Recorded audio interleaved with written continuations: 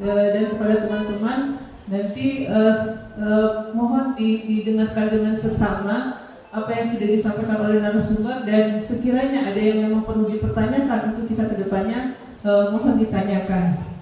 Mungkin itu saja yang bisa saya sampaikan, lebih kurang mohon maaf. Wassalamualaikum warahmatullahi wabarakatuh. Waalaikumsalam warahmatullahi wabarakatuh. Acara selanjutnya yaitu strategi penurunan stunting oleh penyuluh KB yang akan disampaikan oleh narasumber kita yang alhamdulillah sudah hadir di tengah-tengah kita, yaitu Ibu Miswan Novi Eptarita SKM. Kepada beliau disilakan.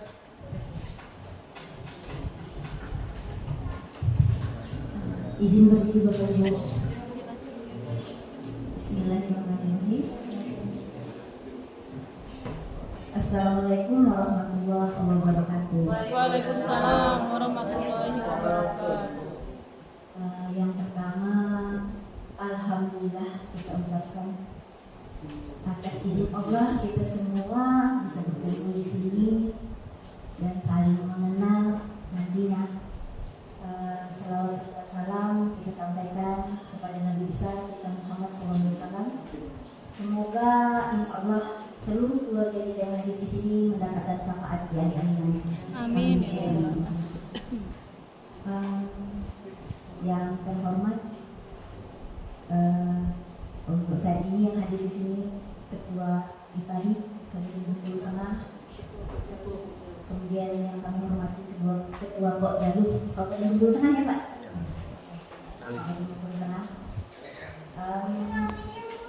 Bapak Ibu, mungkin ada yang baru pertama melihat saya atau bertemu. Perkenalkan, nama saya Miswan Novi Eptarita, penyuluh KB Kecamatan Karangtinggi yang kebetulan dan alhamdulillah kemarin dihubungi sama Pak Rusman minta hadir di tengah Bapak Ibu. Saya bukan sebagai narasumber, tapi kita saling berbagi nanti aja ya Pak, ya Bu. Karena saya lihat di sini banyak yang senior dari saya, tentunya pengalamannya lebih dari saya. Pada kesempatan ini kami diamanahkan untuk menyampaikan strategi penurunan stunting di Kabupaten Bengkulu Tengah. Kebetulan sebelum di PKB menjadi PLKB, saya juga berada di OPD KB. Bercerita sedikit ya Bapak Ibu yang. Jadi saya bergabung di PKB ini di BKKBN itu per Agustus 2022. Jadi kalau kami di BKKBN itu ada istilahnya pindah antar instansi. Kemarin jadi saya dari OPD KB Bengkulu Tengah langsung ke BKKBN melalui asesmen, alhamdulillah lulus dan sekarang sudah memasuki 2 tahunan. Dalam program percepatan penurunan stunting ini, BKKBN sendiri bertindak sebagai koordinator.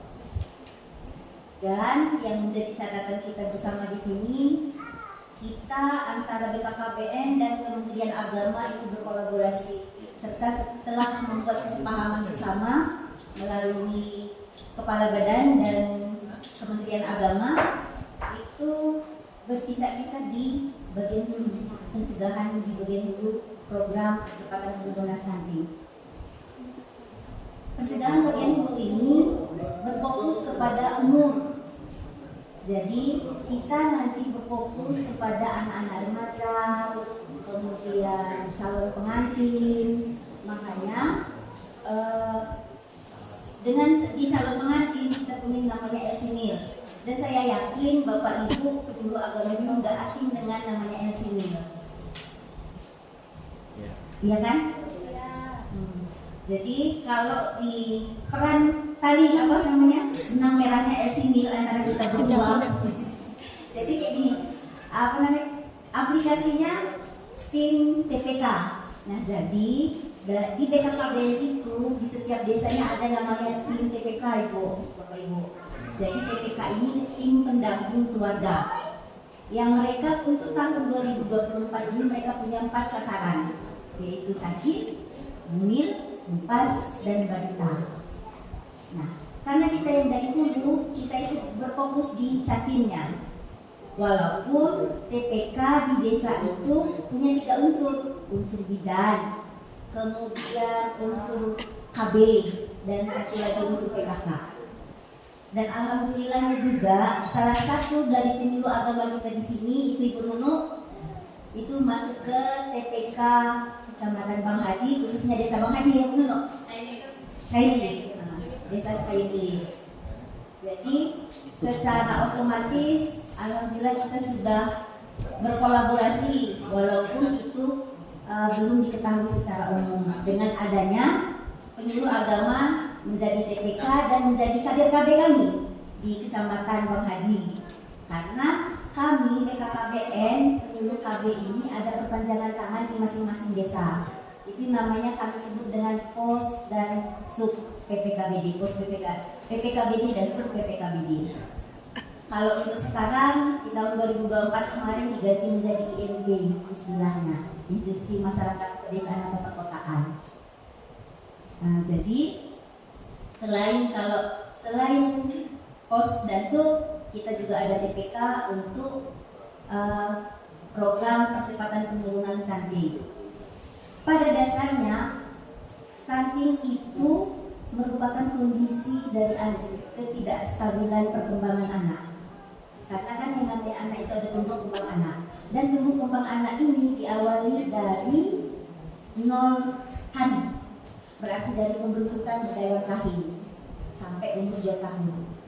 Berdasarkan catatan medis, untuk anak-anak stunting misal terindikasi adanya stunting, itu bisa kita perbaiki kondisinya sebelum 2 tahun. Karena sel-sel mereka masih berkembang. Dan satu lagi, makanya kita dengan catin kita selalu memberikan dampingan 3 bulan sebelum pernikahan. Jadi 3 bulan sebelum pernikahan itu kita memberikan edukasi dalam artian pertama dalam gizi, penyiapan untuk kehamilan. Itu kita sarankan untuk mengkonsumsi asam folat itu di awal, tindakan kita awal kepada catin untuk pembentukan keluarga nanti. Kemudian untuk anak-anak remaja kita juga selalu mengutamakan yang kami kalau di dalam KKB itu ada namanya 8 fungsi keluarga. 8 fungsi keluarga itu meliputi agama, pendidikan, kemudian kasih sayang, perlindungan, sosial budaya, ekonomi dan reproduksi. Berbicara tentang stunting, erat hubungannya dengan keluarga berencana. Karena di awalnya jika di suatu tempat itu program keluarga berencananya berhasil, insya Allah stuntingnya tidak akan mengalami kenaikan ataupun ada. Kalau untuk saat sekarang zero stunting bukan berarti kita bebas dari stunting, bukan, malah itu lebih berat. Karena kita harus berusaha jangan sampai ada stunting. Jadi intinya di sini kita selalu peduli dengan lingkungan. Itu Bapak Ibu. Dengan penyuluh agama, kalau kami di setiap kecamatan itu ada ini maksimal 3 orang penyuluh. Kita kan ada 11 kecamatan. Kalau untuk penyuluh KB itu ada 23 orang. Keseluruhan kami sebagai penyuluh keluarga berencana di seluruh kabupaten, di setiap kecamatannya minimal ada 3 orang. Ada juga yang 1 orang, 1 kecamatan. Nah, untuk kondisi penyuluh KB yang masih 1 orang 1 kecamatan itu di Pondok Kubang sama ini apa namanya itu? Enggak, di Kelindang kan? Oh, Bapak dari Miliki Kelindang ya? Iya. Tahu sama penyuluh KB-nya? Siapa? Enggak kenal wajah. Kenal wajah. Cantik banget. Itu Ibu Sri Ramahini namanya. Siapa tadi ngomong cantik-cantik? Sri Ramahini kebetulan sama dengan saya yang masuk ke PAI dari Universitas KBR. Jadi setahunan kami, masih 2 tahunan lah kayak gitu kan. Seangkatan. Kemudian ini apa namanya, di setiap kecamatan kita selalu bekerja sama dengan lintas sektor. Kalau di KUA seperti di Karangtinggi kemarin kita mengadakan MOU untuk dalam penasihatan chatting, kemudian kita ke sekolah-sekolah dari SMP, SMA, kita berkolaborasi dengan Kementerian Agama, melibatkan guru agamanya, memberikan edukasi ke sekolah-sekolah Bapak Ibu. Itu yang baru kami lakukan yang untuk Kecamatan Karangtinggi. Kalau secara umum stunting di Kabupaten Bengkulu Tengah per Agustus 2024 kemarin itu sudah menurun. Kalau di Januari itu 23,2% prevalensi angka stunting kita. Meningkat memang karena di 2022 itu angkanya 21. Makanya kemarin diadakan itu intervensi serentak penimbangan dan pengukuran bayi di bulan Juni. Alhamdulillah di bulan Juni semua sudah 100%. Itu juga akibat dari adanya data yang dari SKI. Jadi SKI mengeluarkan data sehingga adanya kenaikan angka stunting. Makanya Pemda punya kebijakan untuk melakukan intervensi serta pengukuran dan penimbangan anak di seluruh kecamatan di Kabupaten Bengkulu Tengah. Alhamdulillah hasilnya nggak sama dengan SKI. Jadi itu yang kita pakai sekarang dengan kondisi kecamatan masing-masing. Angka stunting itu berkisar di antara 20-21. Kalau untuk kecamatan Karangtinggi di kabupaten itu 2,3% prevalensinya. Kalau kemarin orang bicara tentang anak stunting itu kerdil, pendek, ya kan? Sering kita dengar seperti itu untuk awal-awal Ibu.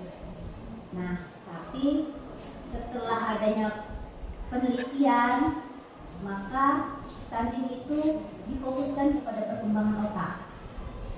Makanya pada saat janin dalam pembentukan masa-masa emasnya ada yang namanya kalau kami di BKKBN itu 1000 HPK, 1000 hari pertama kehidupan, yaitu dari 0 hari sampai 2 tahun. Nah, disitulah kita pembentukan anak-anak ini agar tidak terjadi stunting. Kalau dari materi yang kami dapati, perbedaan anak stunting dengan anak tidak stunting itu di struktur otaknya. Jadi di struktur otak anak-anak stunting itu banyak yang kayak kosong-kosong kayak gitu. Nah, sementara di anak yang tidak stunting itu padat karena pembentukan, apalagi di pernikahan anak. Di pernikahan anak itu yang pertama, ibunya berkembang, masih butuh berkembang. Mengandung, anak juga butuh berkembang. Jadi dalam hal ini saya menarik kebutuhan akan vitamin dan gizi itu. Makanya perkembangan anak tidak maksimal. Sehingga pernikahan anak itu sangat diharapkan terjadi seminimal mungkin. Jadi harapan saya antara penyuluh KB dengan penyuluh agama nanti kita berkolaborasi untuk meminimalisir tadi pernikahan anak di setiap kecamatan. Bagaimana Bapak Ibu? Ini tambah banyak kalau di Sulawesi ini lagi masih kecil di bawah 6 tahun. Iya. Bukan di tempat Ibu aja. Iya, betul. Di seluruh kecamatan. Jadinya maksud saya kayak ini. Kita mulai dari sekarang, walaupun memang nggak instan hasilnya seperti itu, dan itu berproses. Nah, jadi mulai dari hari ini, ayo kita antara penyuluh KB dan penyuluh agama kita bersama. Paling tidak misal tahun kemarin ada 16 atau